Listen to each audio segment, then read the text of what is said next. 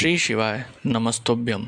स्वागत है आपका शिव पुराण शयुद्ध संहिता द्वितीय खंड 17वें अध्याय में। सती को शिव से वर की प्राप्ति। ब्रह्मा जी कहते हैं, हे नारद, सती ने आश्विनी मास के शुक्ल पक्ष की अष्टमी को उपवास किया। गंगा व्रत के पूर्ण होने पर जब वे भगवान शिव के ध्यान में मग्न थी तो भगवान शिव ने उन्हें प्रत्यक्ष दर्शन दिए। भगवान शिव का रूप अत्यंत मनोहारी था। उनके 5 मुख थे और प्रत्येक मुख में 3 नेत्र थे। मस्तक पर चंद्रमा शोभित था। उनके कंठ में नीला चिन्ह था। उनके हाथ में त्रिशूल, ब्रह्मपाल, वर तथा अभय था। उन्होंने पूरे शरीर पर भस्म लगा रखी थी। गंगा जी उनके मस्तक की शोभा बढ़ा रही थी। उनका मुख करोड़ों चंद्रमाओं के समान प्रकाशमान था। सती ने उन्हें प्रत्यक्ष रूप में अपने सामने पाकर उनके चरणों की वंदना की। उस समय लज्जा और शर्म के कारण उनका सिर नीचे की ओर झुका हुआ था।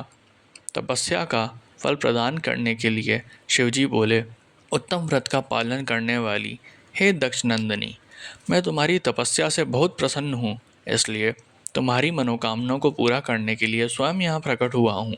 अतः तुम्हारे मन में जो भी इच्छा है, तुम्हारी जो भी कामना है, जिससे वशीभूत होकर तुमने इतनी घोर तपस्या की है, वह मुझे बताओ, मैं उसे अवश्य ही पूर्ण करूँगा। ब्रह्मा जी कहते हैं, हे मुनि जगदीश्वर महादेव जी ने सती के मनोभाव को समझ लिया था। फिर भी वह सती से बोले कि देवी, वर मांगो। देवी सती शर्म से सिर झुकाए थी। वह चाहकर भी कुछ नहीं कह पा रही थी। भगवान शिव के वचन सुनकर सती प्रेम में मग्न हो गई थी। शिवजी बार बार सती से वर मांगने के लिए कह रहे थे। तब सती ने महादेव जी से कहा, हे वर देने वाले प्रभु, मुझे मेरी इच्छा के अनुसार ही वर दीजिए। इतना कहकर देवी चुप हो गई। जब भगवान शिव ने देखा कि देवी सती लज्जावश कुछ कह नहीं पा रही, तो वह स्वयं उनसे बोले, हे देवी, तुम मेरी अर्धांगिनी बनो। ये सुनकर सती अत्यंत प्रसन्न हुई, क्योंकि उन्हें अपने मनोवांछित फल की प्राप्ति हुई थी। वे अपने हाथ जोड़कर और मस्तक को झुकाकर भक्ति वत्सल्य शिव के चरणों की वंदना करने लगी। सती बोली, हे देवादिदेव महादेव प्रभु, आप मेरे पिता को कहकर वैवाहिक विधि से मेरा पाणी ग्रहण करें। ब्रह्मा जी बोले, नारद, सती की बात सुनकर शिवजी ने उन्हें यह आश्वासन दिया कि ऐसा ही होगा। तब देवी सती ने भगवान शिव को हर्ष एवं मोह से देखा और उनसे आज्ञा लेकर अपने पिता के घर चली गई। भगवान शिव कैलाश पर लौट गए और देवी सती का स्मरण करते हुए उन्होंने मेरा चिंतन किया। शिवजी के स्मरण करने पर मैं तुरंत कैलाश की ओर चल दिया। मुझे देखकर भगवान शिव बोले, ब्राह्मण, दक्ष कन्या सती ने बड़ी भक्ति से मेरी आराधना की है। उनके नंदा व्रत के प्रभाव से और आप सभी देवी देवताओं की इच्छा का सम्मान करते हुए मैंने देवी सती को उनका मनोवांछित वर प्रदान कर दिया है। देवी ने मुझसे यह वर मांगा कि मैं उनका पति हो जाऊं। उनके वर के अनुसार मैंने सती को अपनी पत्नी के रूप में प्राप्त करने का वर दे दिया है। वर प्राप्त कर वे बड़ी प्रसन्न हुई तथा उन्होंने मुझसे प्रार्थना की कि मैं उनके पिता प्रजापति दक्ष के समक्ष देवी सती से विवाह करने का प्रस्ताव रखूं और पाणी ग्रहण कर उनका वरण करूं। उनके विनम्र अनुरोध को मैंने स्वीकार कर लिया, इसलिए मैंने आपको यहाँ बुलाया है कि आप प्रजापति दक्ष के घर जाकर उनसे देवी सती का कन्यादान मुझसे करने का अनुरोध करें। भगवान शिव की आज्ञा से मैं बहुत प्रसन्न हुआ और मैंने उनसे कहा, भगवान, मैं धन्य हो गया जो आपने हम सभी देवी देवताओं के अनुरोध को स्वीकार कर देवी सती को अपनी पत्नी बनाना स्वीकार कर और इस कार्य को पूरा करने के लिए मुझे चुना।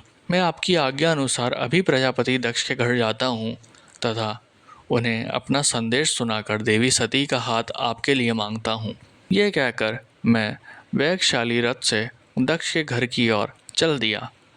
नारद जी ने पूछा, हे पितामह, पहले आप मुझे ये बताइए कि देवी सती के घर लौटने पर क्या हुआ। दक्ष ने उनसे क्या कहा और क्या किया। ब्रह्मा जी नारद जी के प्रश्न का उत्तर देते हुए बोले, जब देवी सती तपस्या पूर्ण होने पर अपनी इच्छा के अनुरूप भगवान शिव से वर पाकर अपने घर लौटी तो उन्होंने श्रद्धापूर्वक अपने माता पिता को प्रणाम किया। उन्होंने अपनी सहेली द्वारा अपने माता पिता को यह सूचना दी कि उन्हें भगवान शिव से वरदान की प्राप्ति हो गई है। वे सती की तपस्या से बहुत प्रसन्न हुए हैं और उन्हें अपनी पत्नी के रूप में प्राप्त करना चाहते हैं। यह सुनकर प्रजापति दक्ष और उनकी पत्नी बहुत प्रसन्न हुए। उन्होंने आनंदित होकर बड़े उत्सव का आयोजन किया। उन्होंने ब्राह्मणों को भोज कराया और उन्हें दक्षिणा दी। उन्होंने गरीबों और दीनों को दान दिया। कुछ समय बीतने पर प्रजापति दक्ष को पुनः चिंता होने लगी कि वह अपनी पुत्री का विवाह भगवान शिव से कैसे करें, क्योंकि वह अब तक मेरे पास सती का हाथ मांगने नहीं आए हैं। इस प्रकार प्रजापति दक्ष चिंता मग्न हो गए, लेकिन उन्हें ऐसी चिंता ज़्यादा दिनों तक नहीं करनी पड़ी। शिव तो कृपा के सागर और करुणा की खान है, तब वे कैसे चिंतित रह सकते हैं जिसकी पुत्री ने तप द्वारा शिव का वरण किया हो। जब मैं सरस्वती सहित उनके घर उपस्थित हो गया तब मुझे देखकर उन्होंने मुझे प्रणाम किया और बैठने के लिए आसन दिया। तत्पश्चात दक्ष ने मेरे आने का कारण पूछा तो मैंने अपने आने का प्रयोजन बताते हुए कहा, हे प्रजापति दक्ष, मैं भगवान शिव की आज्ञा से आपके घर आया हूँ।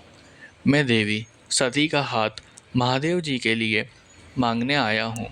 सती ने उत्तम आराधना करके भगवान शिव को प्रसन्न कर उन्हें अपने पति के रूप में प्राप्त करने का वर प्राप्त किया है।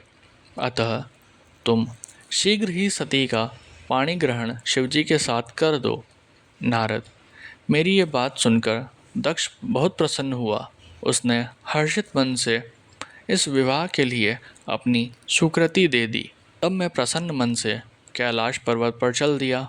वहाँ भगवान शिव मेरी उत्सुकता से प्रतीक्षा कर रहे थे। वहीं दूसरी ओर प्रजापति दक्ष, उनकी पत्नी और पुत्री सती विवाह प्रस्ताव आने पर हर्ष से विभोर हो रहे थे।